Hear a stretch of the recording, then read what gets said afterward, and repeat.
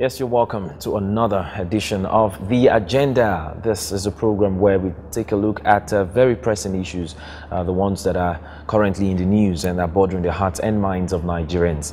You're welcome once again. My name is Philip Haza, and last week we took a look at fiscal issues, talking about inflation, liquidity ratios, and a whole lot of things that actually are linked to the Central Bank of Nigeria and of course the populace of Nigeria. So we took a look at that last week. But then this week we're going to be taking a look at a very interesting topic still related to fiscal issues, but this time in agriculture. And the topic for today is analyzing the Nigerian Phone for Farmers initiative. My name is Philip Haza. I'll just give you quickly the rundown of the topic before we move on. Now, the Nigerian Minister for Agriculture, Dr. Akinwumi Adesina, a prominent agricultural economist who joined President Jonathan's cabinet a year and a half ago, said that government's procurement and distribution of fertilizer led to massive leakages. A new system had to be found that would address the fertilizer corruption by reaching legitimate farmers directly. As part of an ambitious strategy to transform the agricultural sector, the Minister's Growth Enhancement Support, which is also known as GES initiative, was birthed. The scheme plans distributing phones to farmers and using the cell phones as electronic wallets, that's also known as e-wallets, which distributes vouchers amounting to a 50% subsidy for purchase of fertilizers and other agro-products. Now the question is, how effective is this proposed Phone for Farmers strategy that is currently experiencing a barrage of criticisms everywhere? With me on the set, of course, to discuss and analyze this issue is a friend of the house, I must say, Mr. Sutonyi Anga. Philip, good to meet you. Good to have you again on set. I'm always excited when he's here. He has a whole pedigree of accomplishment so far in the agriculture. How many years? We were talking before the show and you said 20 years. By the grace of God. 20 years in agriculture. 2 decades. Wow. Already counting and still counting. Still counting. Okay, I'll just give you a little pedigree of who Mr. Sutonyi Anga is. He's the MD CEO Universal Quest. He's the National Publicity Secretary, National Cashew Association of Nigeria. He's the coordinator in terms of agribusiness and youth empowerment for community of this umbrella body, Community of Agricultural Stakeholders of Nigeria, which is known as CASN. And then he has written over 300 articles and journals so far in the support of agribusiness. So he's the right man to talk to and even, if possible, criticize this evening about this initiative. First of all, the distribution of cell phones is worth about 60 billion naira, according to the Minister's Secretary. 60 billion naira to the benefiting rural farmers. All right, is this supposed to, which is supposed to commence by the end of the first quarter this year? How do you see this initiative? 60 billion naira to providing phones for about 10 million farmers in Nigeria. When you talk about the phone initiative, the first thing that should readily come to our mind is what is the value of the Nigerian farmer? The farmer provides the food you eat. You can't live without food. And today, we need to do things differently in the agricultural sector. Because if you keep doing the same thing, you will continue to get the same result. To get a different result, you've got to shift from how you've been doing things previously. Of course, yeah. And now, that is what is simply happening in Nigeria's agricultural landscape with Dr. Akinwumi Adesina, CON, as head and Minister for Agriculture. So there's a whole lot of revolution, there's a whole lot of transformation, there's a whole lot of change taking place. And you see, the only constant thing in life is change. Okay. And when change comes, certainly people will resist it.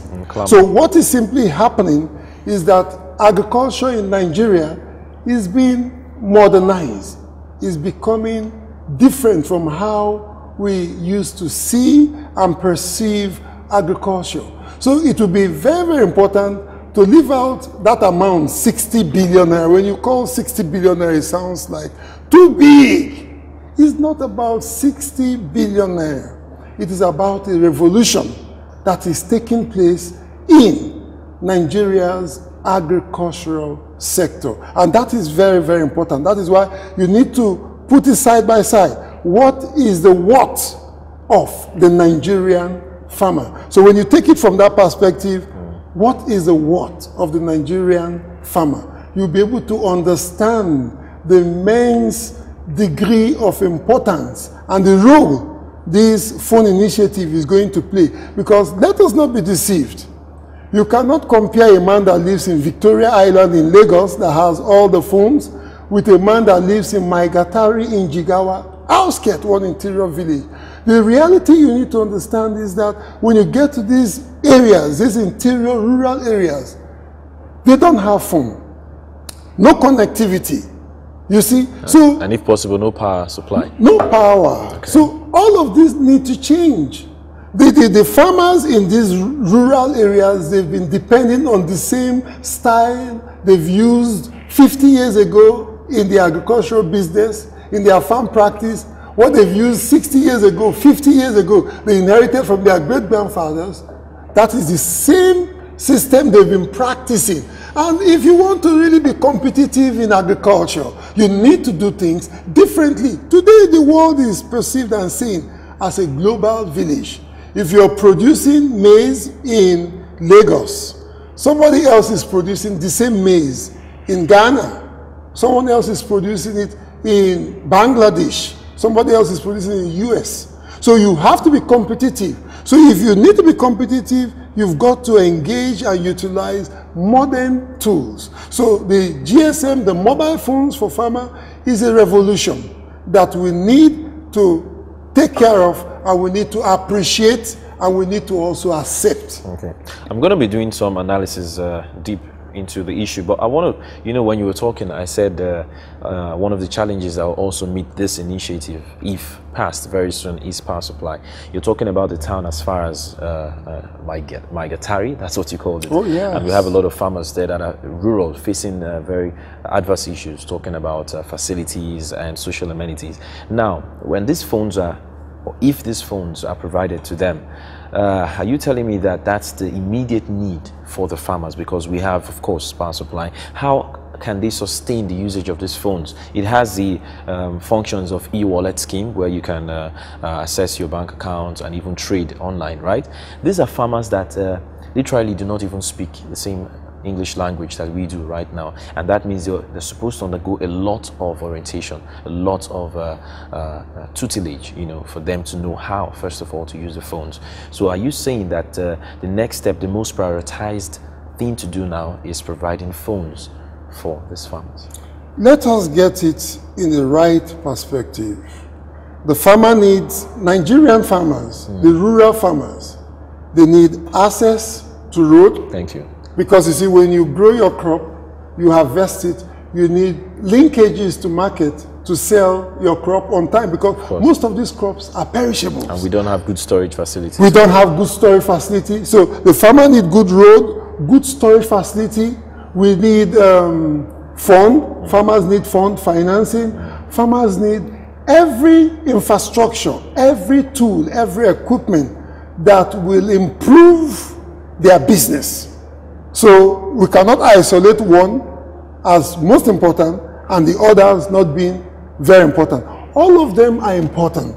Now, the Nigerian farmer had survived, had managed to live without these, you know, very, very important tools he needs to enhance and improve his business. That does not mean that they are not important. To be competitive, you need to be well equipped. Farmers all over the world are subsidized in countries and in places where agriculture has succeeded. Agriculture is viable in the United States, in Europe. All of these places, their farmers are heavily and highly subsidized by government. And then they are being provided with a whole lot of tools and infrastructure to make farming easy. Okay. And that is what we also have to do for our Nigerian farmers. Mr. Anga, we're talking about 60 billion naira for phones to be provided to about 10 million farmers. I did an analysis, and if we break that down, a phone is going to cost 60,000 naira. That is, if you ask me, a huge amount of money, because even one of the best smartphones in Nigeria that is mostly used is the BlackBerry, and an average BlackBerry phone, which can also do a lot of those transactions online, it's not even up to 60,000 naira. So I'm wondering what exactly, and then from the records is going to be produced from United States and China. Is this just another way of boosting an economy somewhere in another continent, or what exactly is behind this initiative? Because we're really going to go deep into this issue.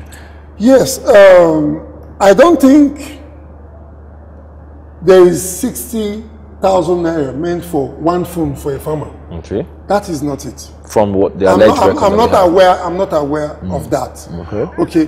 What I'm aware of is that the initiative is to provide phones for farmers. Now, the number of farmers phones will be provided for is 10 million for now.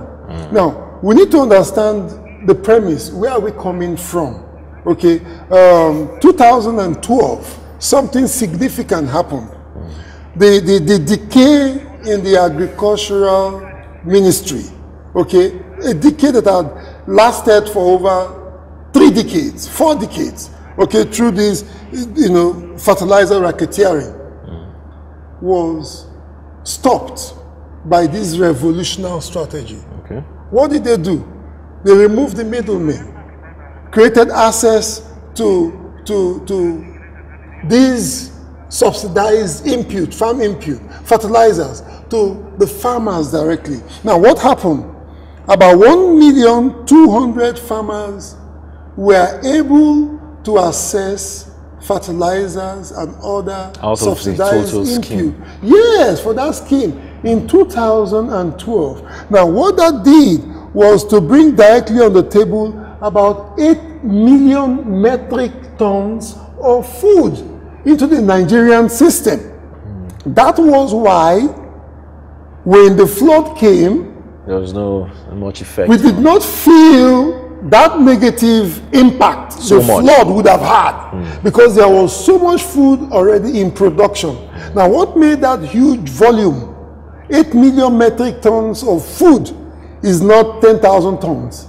8 million metric, that's huge. That was why we could survive the flood and we're still seen as solid. Okay, now what achieved that was the phone system. So if 2012 you cornered and reached 1,200,000 farmers through their mobile phone under the growth enhancement support, the growth enhancement support scheme, GS scheme, you were able to reach 1.2 million farmers, and it succeeded. It has saved Nigeria and the country huge amount of money, running into several billions, over the 60 billion you're talking about. Okay. Now, at this point, we need to migrate. We need to move to the next level. So it is not about providing one phone at 60,000 naira. I was about to give you a little rundown. It's not exactly for the phone. I agree that there are some other components to go with the phone, but normally or traditionally it should come with the package. All right, what I was looking at is a communication breach here between the Minister of Agriculture and the Permanent Secretary in the same ministry, because I believe that the man for this initiative should be well advanced in technology. So what I want to get correctly is where this breach came about.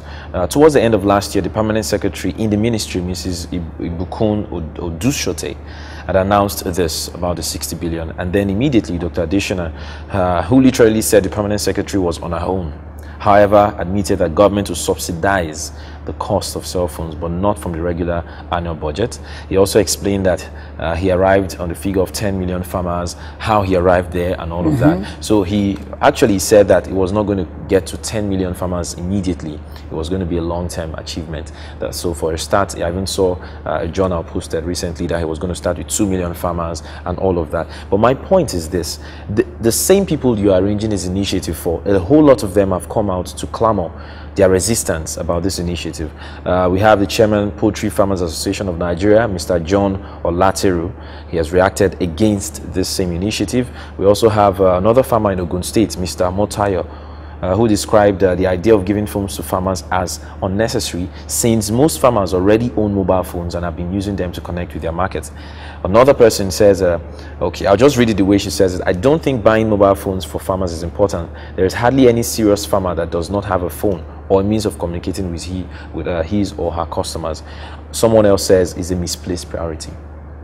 You know the issues that we have in farming. Before these phones are provided, I believe so far the Minister of Agriculture has really done so much in terms of procuring more fertilizers and ensuring that it gets to the farmers and all of that. Why not we stick to the plan, the long-term plan of ensuring that these farmers can even stand on their own first of all, and then before moving into the next stage, which is purely mechanized and into the communication world? Why don't we face the logistics problem, first of all, the access routes to the market, to where the customers actually are, first of all? Why don't we fix the situations or the issues of greenhouses, you know, storage facilities, the silos? There are a whole lot of issues to fix. Why the phones now? Okay, let me start with the comment you made, the comment you credited to the Permanent Secretary yes. of the Ministry of Agriculture. Okay, you understand, when people talk, they stand the chance of being misquoted. Okay. So the Permanent Secretary gave some talk to some media people. To some extent, perhaps, she was misquoted. Okay, and the Minister of Agriculture said, yes, she was misquoted. Not that she's on her own. Okay. Because, of course, the Minister of Agriculture and the Permanent Secretary of the Ministry of Agriculture, they work hand in hand to improve the Nigerian agricultural sector. Now, the issues here for the farmer, the poultry farmer that I've said, and other farmers that have spoken here, if you look at them, you ask the first question, what is their net worth? You're talking about farmers with net worth of over 10 million naira. That is not the standard you should use. We're not talking about farmers at that bracket of net worth of 5 million and above. We're talking about rural farmers whose net worth is not even up to 100,000 naira. These are the people we're talking about. And we have a larger percentage of them. Look, Nigerian agriculture is dependent on peasant farmers. These are poor people. Poor people that don't have a voice. And can't even speak English. They can't even, most of them. Look, they can't speak English. They are illiterate. They don't have a voice. The Minister of Agriculture is trying to take up that position nobody in the Nigerian agricultural sector had taken for years. He's standing up for the voiceless. He's standing up to take the place of those people that have not been heard for decades. So you cannot bring a farmer whose net worth is 20 million naira and say, look, this is the Nigerian farmer. No, no, no. We're talking about poor farmers, peasant farmers. Let me tell you how the Nigerian agricultural sector works.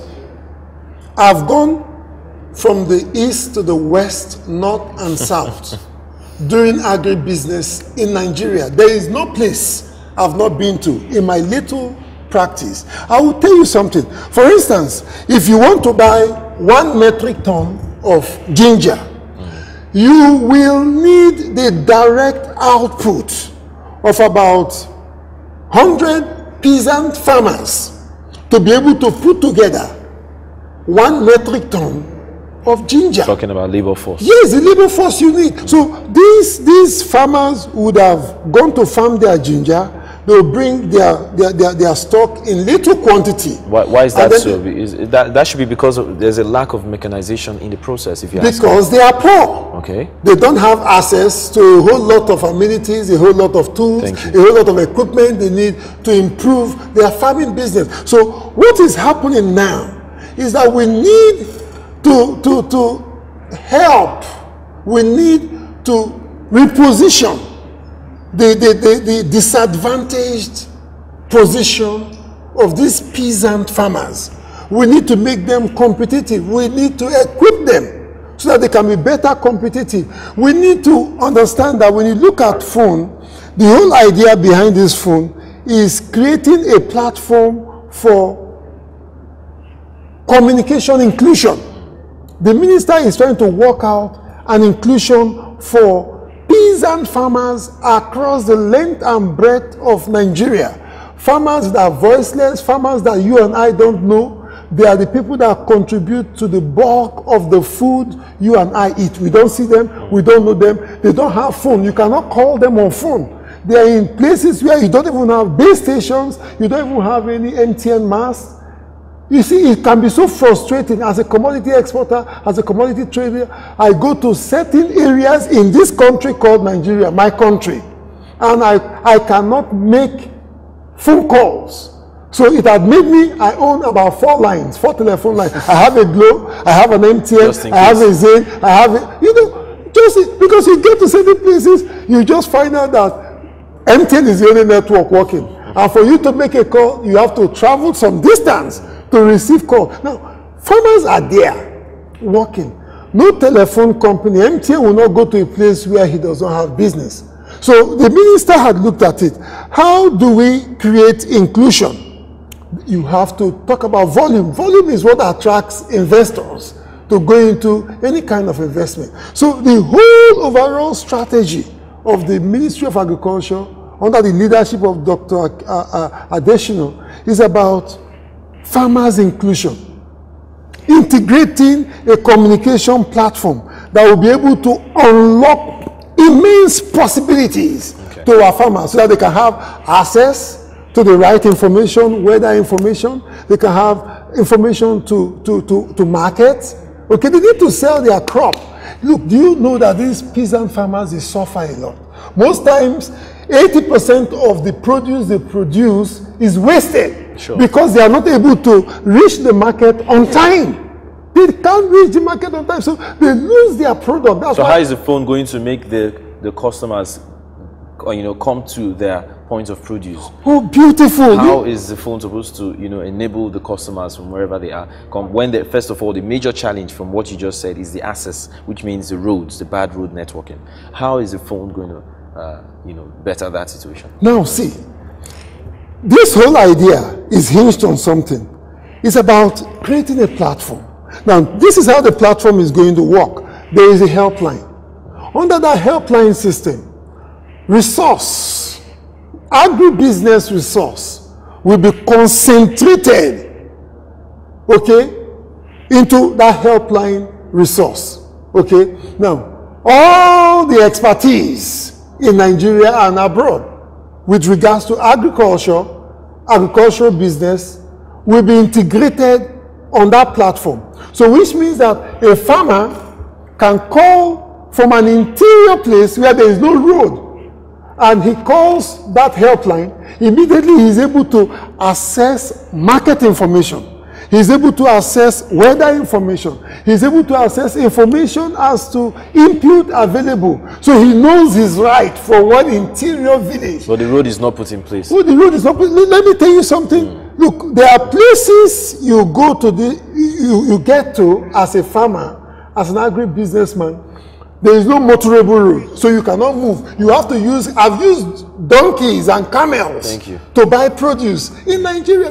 And you think that is comparable to those in the urban cities that can just call a cab and take their produce to where it's supposed to be? So where's the major challenge? So you see, it has to do with the farmers in the urban areas, they are highly advantaged. So why can't we test run the process, the initiative in the urban areas where the farmers already have phones? Most of them already have smartphones. Why is this initiative not test run in the urban areas for the farmers to go? The success of Nigerian agricultural landscape does not depend on urban farmers. Okay. It depends on those peasant farmers. But the information the rural farmers have must come from the urban farmers, because they are the ones that are more in line. No, absolutely. The thing is creating an integration, creating a database that carries all the information and making it available at the disposal of every farmer. So in this case now, you see an ignorant farmer becomes knowledgeable overnight because he has access to information. What makes you an urban enlightened farmer is the access you have to information. You have internet, you have all the good things of life, but they don't have it. So the day the rural farmer begins to get access to the right information, he's no longer ignorant, he becomes knowledgeable. He has information, and information is power. Of course it is. It's power. So what is happening is now about empowerment. These peasant farmers will become empowered. So they'll be able to do their business better. It will be easier for them to become prosperous. That is the initiative. I have a statistics here, Mr. Anga. Just about close to 5 million farmers were taken. A total of them were taken. And out of them, we had 1.2 million that could speak English, even if it's not a Queen's English, but they could understand what English means. And then about 2.2 of them could not speak English. They could speak outside. That is to say that a larger part of them come from the north, which we all know that agricultural produce comes from there. They speak only outside as their language.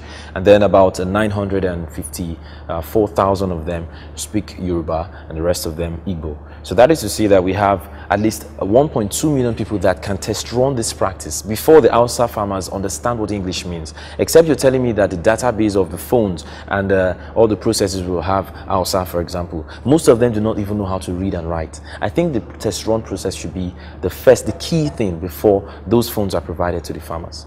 It is a holistic thing. You see, I like the fact that the red flags have been flying all over. It should fly. It should fly. You know where we're coming from. Absolutely. So many initiatives have been put in place. Like that is not work. Yes, that just is drain not pipes work. everywhere. But you see, this is going to work. And with all of the flags flying against this initiative, simply means and directs us to one area, that this is going to work. All we need to do is sit down, engage, discuss, and look at all the gray areas and clear them. But the initiative in itself is good. Now, it is not just about test running. It is about empowering. You want to empower a segment of farmers that are being neglected for several decades. You see, I will tell you something, and that is one thing I love about the minister. He says he does not want to be minister over poor farmers. He will rather make Nigerian farmers wealthy. You know the billions by making their roads accessible and securing it is a total package. See, listen, when you want to make a farmer that is poor to become rich, you have to empower him. Okay. You see, the first thing is information is key. If I have access to market linkage, it means that I can go direct and sell my crop for better amount of money and make more money than selling the same crop to a middleman that rips me off and makes all the profit. See, the reason behind the perpetual poverty of our peasant farmers is because they lack information. They lack information. So that is where integrating this information source, technology, making it available to this farmer will be the greatest accomplishment anybody would have done for Nigeria. When any farmer is empowered, listen, let me tell you something. For instance, I make money as a farmer, I make money as a commodity broker. What about agricultural extensionists? You should be able to give a lot of farmers information from your bank of wealth. The extension service providers will also be integrated into this helpline system. It should have been integrated by now in terms of traveling there to give information. Yes. Some efforts now, should have been taken place. For the extension workers to travel from Lagos to Abeokuta to provide extension services. We have offices in the 36 states of the country. We have. What are they doing? But do you know that most of these extension service providers are idle? So the phones are going to revive. I will tell you a truth. Yes.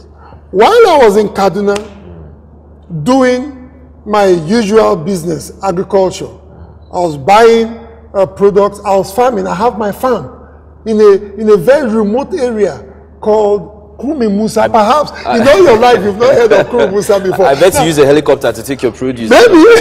you see that Kumi Musa is a very, very interior location. No good road access. Okay? Now, in that place, I realized that you don't have any agricultural extension service provider. None. So what do the farmers do? They depend on age-long system that have been passed from great-grandfather to grandfather, just like that. We cannot leave our agriculture that way. We cannot, look, agribusiness is dynamic. Agribusiness is unique. agribusiness is a tool that we should use to unlock employment for our people. We should use to create prosperity for our people. We should use to create wealth for our people. We should use to solve a whole lot of problems. And if we want to look at agriculture as a tool to reduce poverty and to ensure and guarantee food security, we need to do things differently.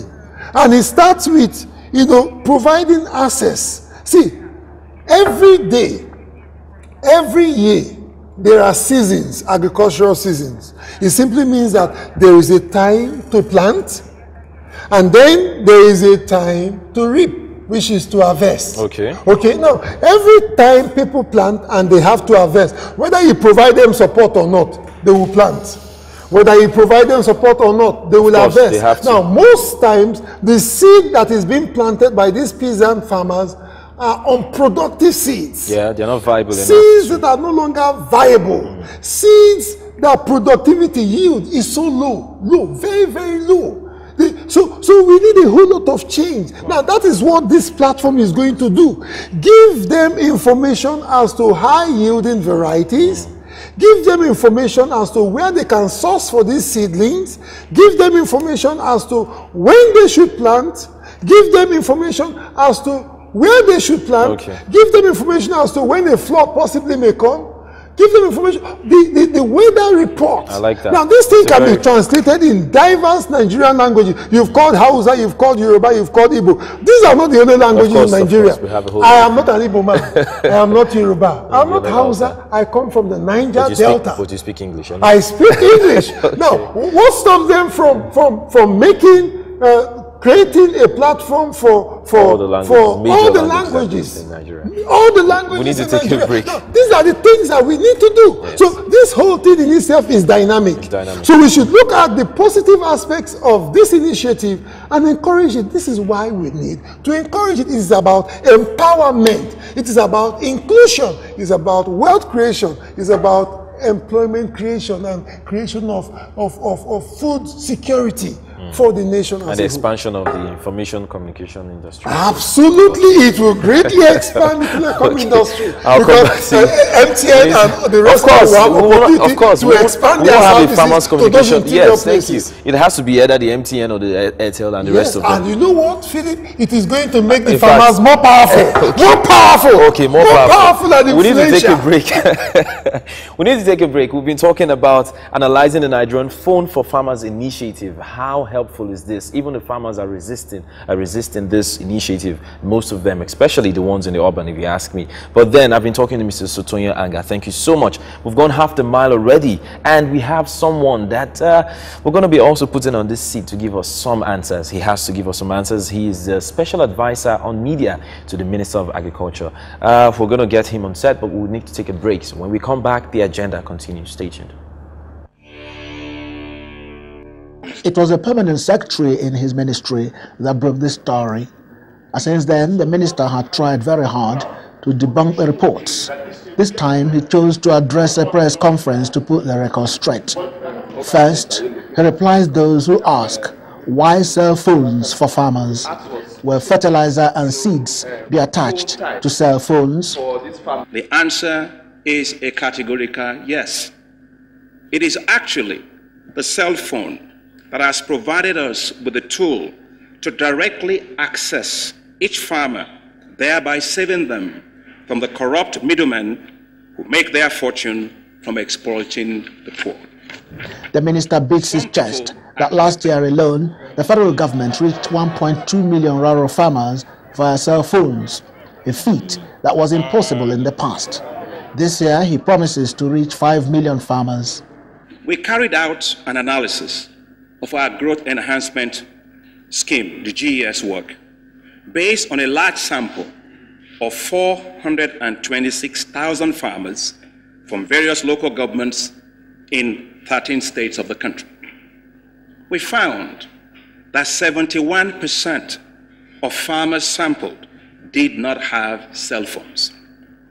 This shows that many of our farmers in rural areas are quite poor and are excluded from the benefits of the mobile phone revolution going on in Nigeria. These farmers cannot access the GES scheme without cell phones, and we must find a way to include them. They must not be left behind. And on how the phones will be procured, the minister says 60 billion naira does not exist anywhere. Rather, there is a Universal Service Provision Fund that will be accessed through the Ministry of Communications Technology. Let me say this loud and clear. There will be no direct procurement of phones by the federal government. We are also not going to give anyone contracts to import phones from China or anywhere else. Let me also state loud and clear, there is no 60 billion naira anywhere to be used to buy cell phones. The Ministry of Agriculture and the Ministry of Communications Technology are partnering together to implement this policy. He says, as minister, he will always use evidence to guide government policies at all times, and that detractors should stop misleading the Nigerian people. You're welcome back. That was an exclusive by Channels Television, and I hope you got some information from that. Okay, right in the studio now I have an additional force. I'm thinking he might be on the side of Mr. Sotoye Anga, but his name is Dr. Olukayode Oyeleye. You're welcome, sir. Thank you very much. Thanks for joining us. He's a special assistant on media to the Minister of Agriculture. So you're going to be doing a lot of answering. You're going to be giving us a lot of information on this issue. We left off with Mr. Anga still about the phone issue and how important, what are the benefits, what exactly, why exactly should this be on the fore, talking about the issues that we have, alien issues in terms of logistics generally. Why should this be on the fore right now? Yeah, we just talked about logistics now, and the way to start is if you will look at the benefits that mobile phones are conferred on us these days. Even within the city of Lagos, you agree with me that there had been some outings that, because of the possession of the phone, you did not need to make. Okay. You make your calls and you settle the deal on phone. In much the same way, transactions are to be done, especially on phones, and basically data transactions, talking about buying and selling, determination of prices, market information service generally, which is actually one of the areas in which farmers have been shortchanged over the years. The farming business has done in Nigeria up to now has been more or less skewed in favor of the middlemen. The farmers that have spent months doing the cultivation of crop or rearing of the animals don't make as much gain as the middlemen who would just discuss within 1 or 2 hours and they cream off all the gains. And so it's also one of the reasons why many farmers are impoverished and why they're not encouraged to continue in farming. So, but with the benefit of phone and with the system that is going to unfold, you are going to have an opportunity of making inquiries and getting real-time information on your phone about market information, and so you will not any longer be at the mercy of middlemen. You can do your bargaining, using the instrumentality of the cell phone, which is one of the things. Then, of course, insurance.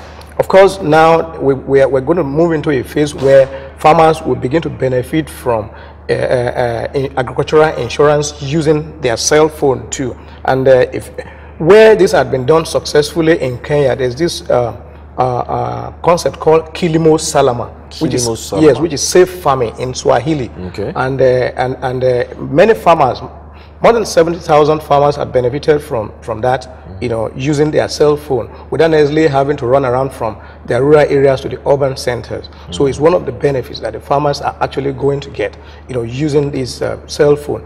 And of course, talking also about mobile money.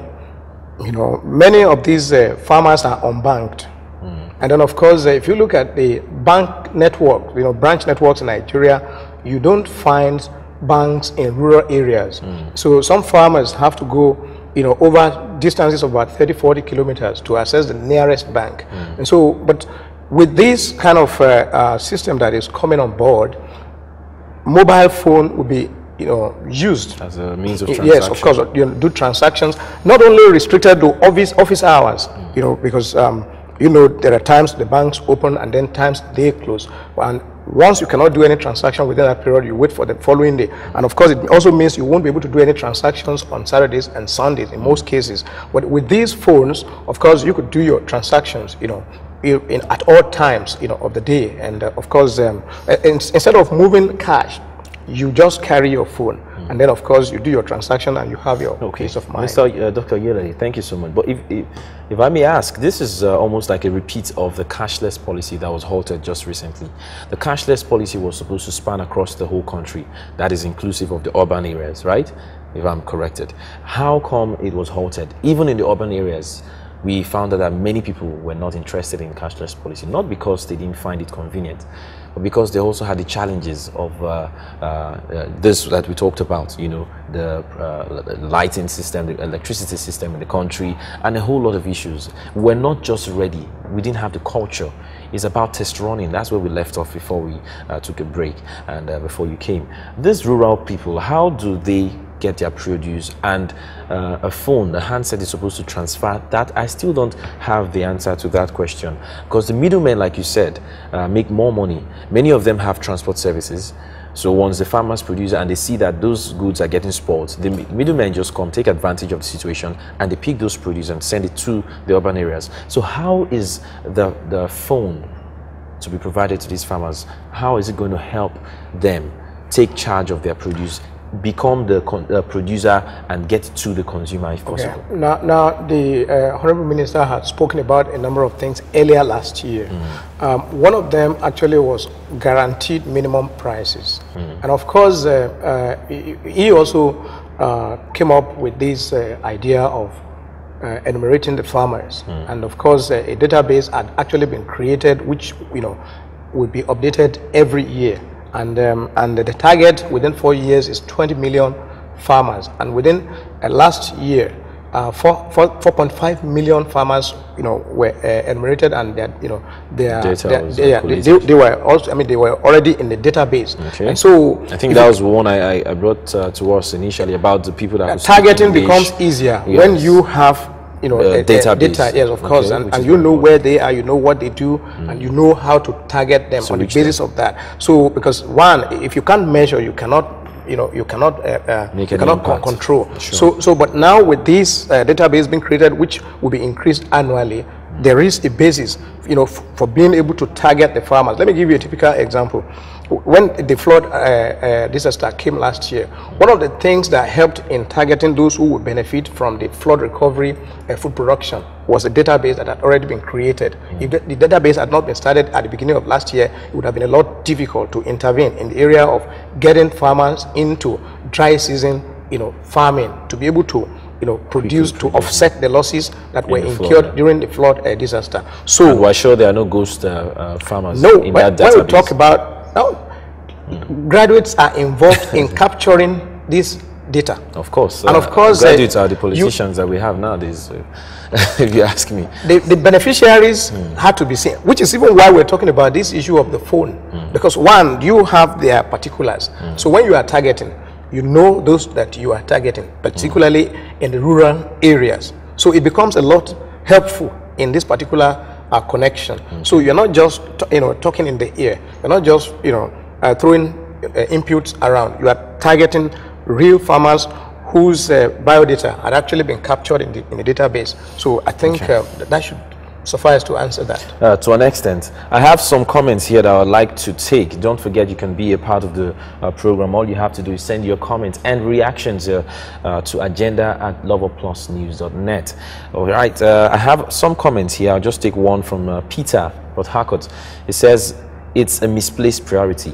How will they charge the phones with no electricity in the rural areas? That's one. Will government also buy them recharge cards? Because we're talking about people that, like you said, have their net worth of about 100,000 naira at most. Okay, and then he says again, the same Peter from Port Harcourt, the minister has a hidden agenda. All right, I'm sure he's allaying his reactions there. He has no focus and nothing to offer. Instead of developing agric institutions in Nigeria like NIFO, is in shambles. Oil palm products from there can feed this nation. What about the rubber and cocoa plantations, etc.? The minister has a lot to explain. All right, at least we have two key men here that can do some explanations. So how do we let me give Mr. Anga. Let me answer. Okay, you want to give charging? Phone, for instance. I think people should begin to look at opportunities that are hidden in what looks like problem. Okay.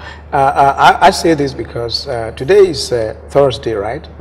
On Tuesday, at a suburb, at a city suburb, I saw a young man with a board with many handset charging points and a generator by the side. And I began to think that this person is already thinking business. Of course. And so in a rural area, what stops a few people from installing such boards and then going to get fuel and running generators and helping people in the rural area? And become a government of the rural area. This is what the government is supposed to provide. Business. For. You I think business, we should get this mindset right. No, we should get this mindset right. Yes, of course.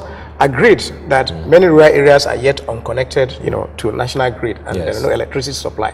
But at least based on what is available at that very point in time, I think opportunities are open to some people to take advantage of. I think these are the kinds of things people should be looking at rather than just complaining about the fact that in rural areas, no electricity, how will they charge the phone and things like that. But that's just a typical instance I just mentioned. And that man is going to make a lot of money. Of course. From that. So many people, I can imagine many people gravitating around him. And then you can also imagine a lot of people gravitating from farming to that business, if you ask me. No, but of course, many people will get into that, but definitely in rural areas, for instance, there will be people who are cut out for that, servicing other people. Okay. Because if there are too many people doing it in a village, there will be saturation. And of course, the market would be dampened. Yes. Okay, Mr. Anga, you're about to say something before he cuts in about developing the agric institutions of Nigeria, because we need to treat Mr. Peter's questions like NIFO. We all know NIFO in Warri. It says the oil palm products from there can feed this whole nation. What about the agric institutions? Now, NIFO is in Benin. NIFO in Benin is a research institution. And you have others like the Root Crop Research Institute in Modike, right?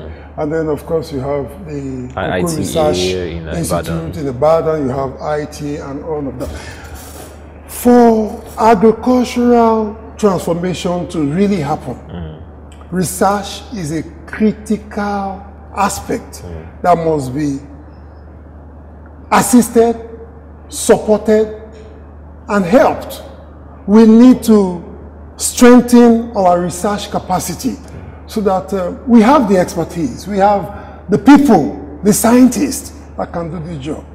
So what the minister is doing right now, is deviating. Look, the minister came into office less than 2 years ago. Yes, about 1.5 years. Look, under this short period, he's bringing, what he has done first is assessing the degree and depth and capacity of the challenge, the problem, and the issues that the Nigerian agricultural sector is faced with. And this is one of them. And I tell you, the minister is reforming all of these research institutes. A few weeks ago, I went to Cocoa Research Institute. I drove down myself. I got there and I realized that even the roads have been improved. The offices have been improved. The state of the scientists are being improved. Their welfare is being taken care of. You need to take care of a scientist for him to be able to deliver his knowledge and his capacity. So what the minister is doing is tackling these problems one by one. He is facing all of them and he's working concurrently. Don't you think we need more results? Yes, you're going to see more and more results. It's just a matter of time. But you see, before you get to see any positive result, there must be positive work. The minister is doing a whole lot of positive work, and that will yield a whole lot of positive results. Mr. Oyele wants to say something. Yeah, I want to say this. He's just mentioned Cocoa Research Institute.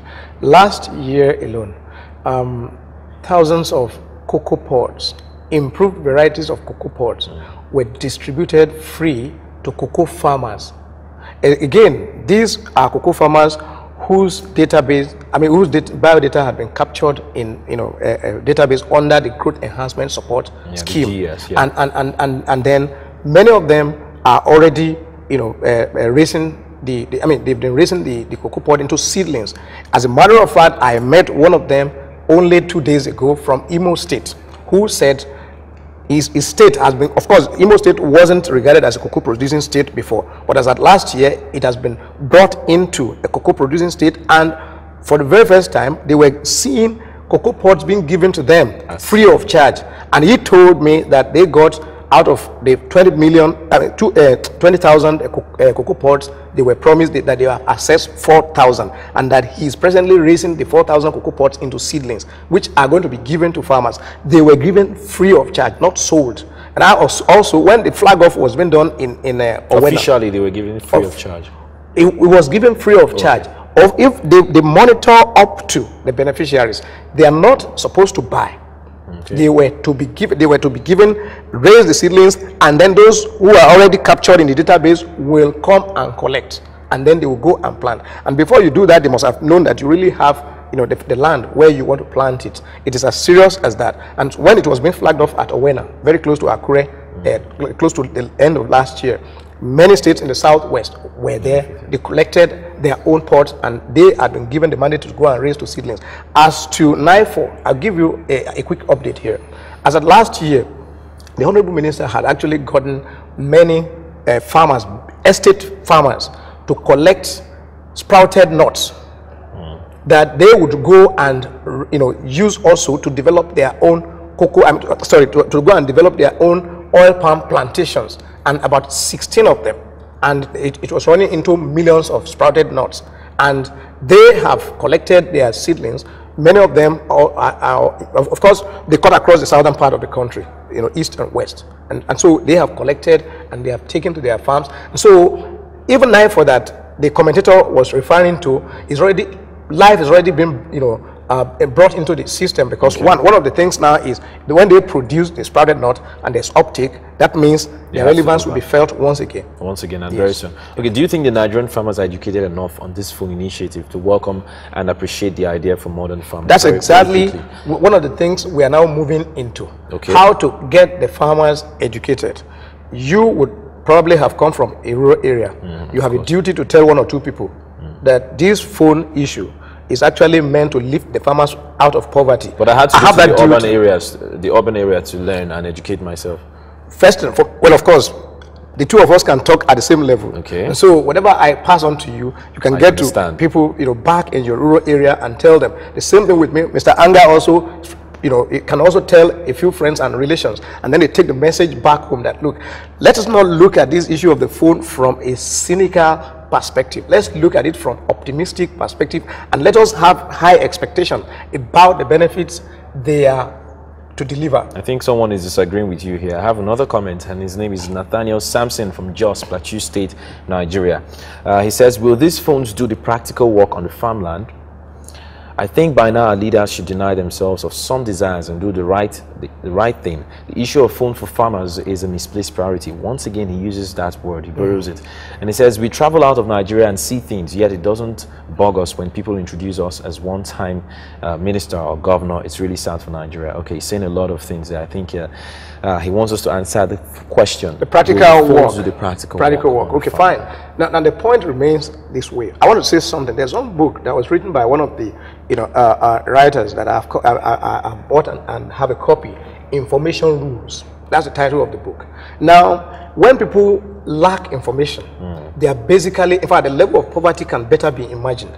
So when people don't have access to information, they can operate in isolation and in oblivion, and they would be literally detached from the system. But when you have information, of course, you could do a lot of things. Can't we start with leaflets or flyers and sending some information? So I believe there should be a cheaper way. Leaflet has its own place. But if you are talking about real-time information exchange, I think phone is the thing.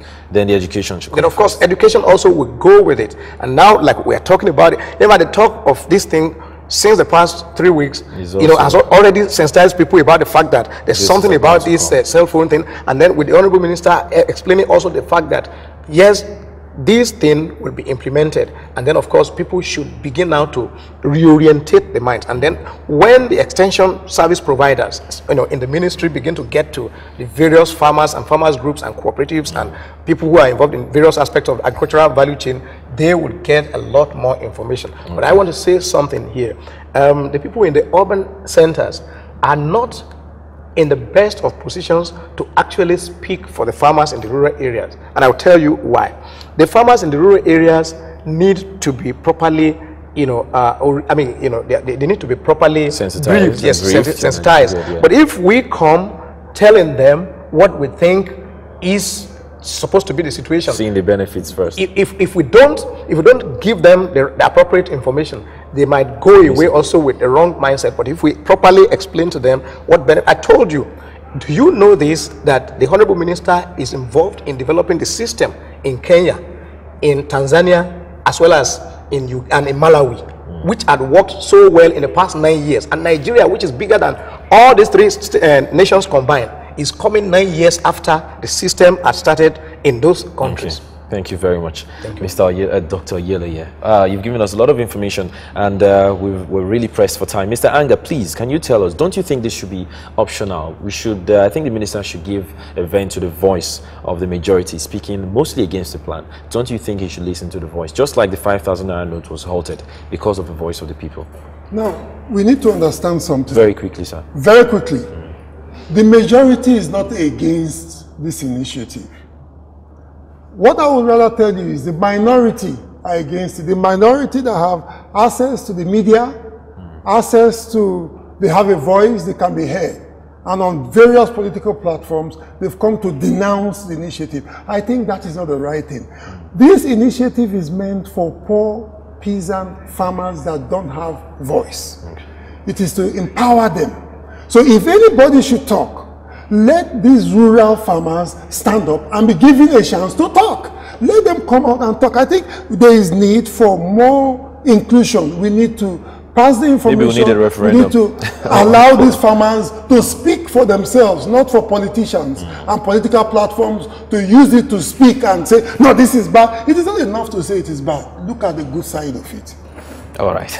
Well, I don't know if we're really pressed for time. We just have to wrap up now. This is the agenda, and we've been looking at analyzing the Phone for Farmers initiative by the Honorable Minister of Agriculture, and I've been talking to Dr. Olukayode Oyeleye. Thank you so much, sir. Thank you. He is the Special Assistant on Media to the Minister of Agriculture. And also, I've been talking to Mr. Sotoye Anga. He's a friend of the studio, but today we're not really friends on the set. Thank you so much, Mr. Sotoye. Thank you, Felix. Thank you so much. It's a pleasure. He's the MD CEO, Universal Quest, National Publicity Secretary, National Cashew, and a whole lot of pedigree that you really need to get to know. Well, I thank you so much for joining us. I believe that this issue should still be on a cliff. It should still be on a cliff of a cliffhanger until a lot of scrutiny is done about it, talking about the voice of Nigeria. You can join us on the show. Don't forget, send your comments to agenda@LoveworldPlusNews.net. My name is Philip Ihaza. Keep being patriotic. Keep having that passion to see that we grow and do all that we have to do in Nigeria better. Thank you so much for joining us. Until the same time next week, we will come again with another beautiful edition of The Agenda. It's bye for now.